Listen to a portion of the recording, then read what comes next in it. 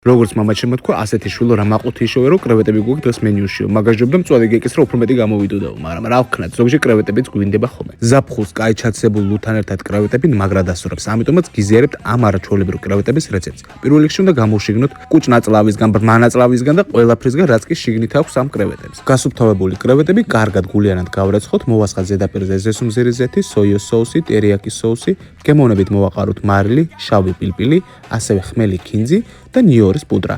შეგიძლიათ ნიორის პუდრა ჩაანაცვლოთ გახეხილი ნიორით. ყველაფერი კარგად გულიანად ჯიგრულად უნდა გადაურიოთ. შემდგომში უნდა ვიგრძნოთ არომატი, რომელიც დაგვაბოლებს. ძალიანაც არ დავბოლდეთ, თორემ მოხვდებით არამიანცის კლინიკაში. ამიტომაც რო არ მოხვდეთ, ნახევარ საათი დროებით გადავდოთ, სანამ გემოები გაჩნდება. ეხლა კი დამჭირდება მოვას მულტიგრილი EG20 Pro. ჩავრთოთ პროგრამა გრილზე და ვწვავთ 3 წუთის განმავლობაში ჯერ ერთ მხარეს, შემდგომში მეორე მხარეს ისევე 3 წუთის განმავლობაში. აქვე იმასაც გეტყვით, რომ 15 ივნისის ჩათვლით მოვას სრულ ასორტიმენტზე დაგვხვდებათ ფასდაკლებები, ასე რომ იჩქარეთ. მოვას მულტიგრილს EG20 Pro-ს კი ყველას ურჩევ, რადგანაც ძალიან კაია სახში გამოსაყენებლად. უბრალოდ შეხედეთ რა წვნიანი კრევეტები გამოვიდა. აუცილებლად სცადეთ, არ ინანებთ ნამდვილად გემრიელია.